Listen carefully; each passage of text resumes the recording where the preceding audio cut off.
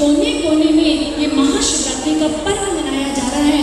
परंतु क्या ऐसी ही श्रद्धा भावना के साथ, जैसी श्रद्धा भावना के साथ इस प्रभु के पावन दरबार में आज भगवान भोलेनाथ के नाम पर, महाशिवरात्रि के नाम पर, भगवान शिव के नाम का हवाला लेकर के मदिरा का, भांग का, नशों का सेवन करते आपको सड़कों के ऊपर, चौराहों के ऊपर बहुत से लोग मिलेंगे।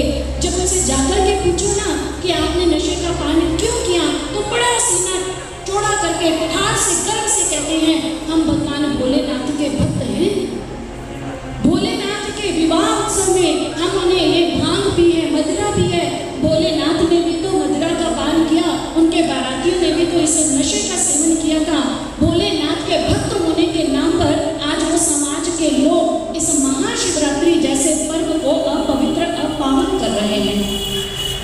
मेरा भक्तजनों आपसे ये प्रश्न है, क्या इन संसारिक व्यसनों में, नशों में लिप्त होने वाले भगवान भोलेनाथ के भक्त कहलाने के अधिकारी हैं? भक्त कौन हुआ करता है?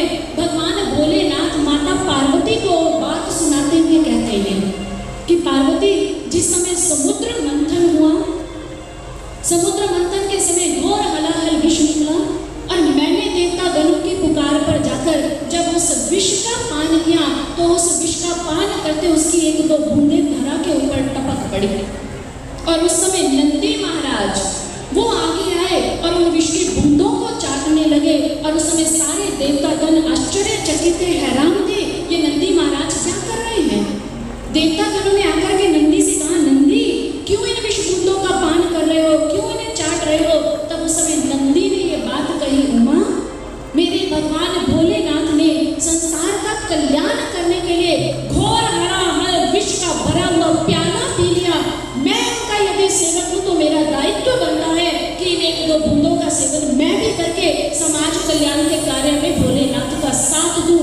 ये होता है सच्चा भक्त, जो अपने आराध्य, अपने इष्ट के महान लक्ष्य के अंदर अपने जीवन की आहुति देने से भी पीछे नहीं हटता है।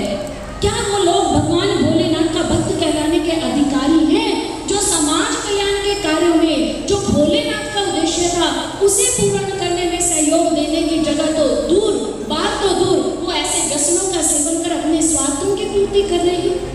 भोलेनाथ के नाम पर आज नशे का, मदिरा का सेवन करते हैं, व्यसनों को, भांग को पी रहे हैं। भक्तजनों, भगवान भोलेनाथ की अगर नकल करनी है, सर्वश्री आशुतोष महाराज जी कहते हैं तो अच्छे से करके दिखाइए ना। शिव के नाम पर नशों का सेवन करते हैं, भोलेनाथ ने तो विष का पान किया, क्या वो लोग विष का पान करने का सामर्थ्य रखते हैं? भगवान भोलेनाथ ने सोने की बनी हुई लंका ऋषि विश्वकर्मा को दान कर दी। क्या आज समाज कल्याण के लिए हम लोगों में ऐसा सामर्थ्य है कि हम ईंट, गारे, पत्थर से बने हुए घर को समाज सेवा के लिए, कल्याण कार्य के लिए दान कर दे? नहीं, वो भक्त नहीं है जो भगवान भोलेनाथ के दिखाए मार्ग का अनुसरण करने की जगह अपनी मनमतियों के अनुसार संसार के अंदर चलते हैं। जिस नशे के पान को वो करते हैं, आध्यात्मिक हवाला लेकर के, महाशिवरात्रि जैसे पावन पर्व का बहाना लेकर के उन्होंने आज नशे को, आज सामाजिक प्रतिष्ठा का एक सिंबल मान लिया है कि जो नशा है वो सामाजिक प्रतिष्ठा दिलाता है। इसलिए बड़े बड़े उद्योगपति, पूंजीपति, कलाकार जब मैरिज होती है, एनिवर्सरी है, बच्चे की जन्मदिन पार्टी, उसमें शराब का एक कोना सजाते हैं ताकि लोगों को ये चीजें सेवन करवाकर हमारी प्रतिष्ठा बनी रहे। बताइए भक्तजनों, जिस नशे के भीतर आज बड़े बड़े इतिहास डूब गए, एक प्याले के अंदर कुलों के कुल नष्ट हो गए हैं, उसी शराब का सेवन करके समाज में क्या सामाजिक प्रतिष्ठा को प्राप्त किया जा सकता है? ये कदापि संभव नहीं है। लोग नशे का सेवन करते हैं, भाई हम अपने जीवन में बड़े दुखी हैं, परेशान हैं, शांति चाहिए, इसलिए नशा पान करते हैं। नशा जानते हो किसे कहा? नशा नशं शांतिर्मयी इति नशा।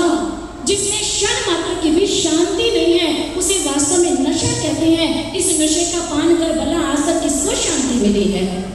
नशे का सेवन करने वाले लोगों की स्थिति कबूतर के जैसी है, जो बिल्ली को अपनी ओर आते देखकर ना आंखें बंद करके बैठ जाता है कि मैं शायद बिल्ली के पहले पंजों से बच जाऊंगा।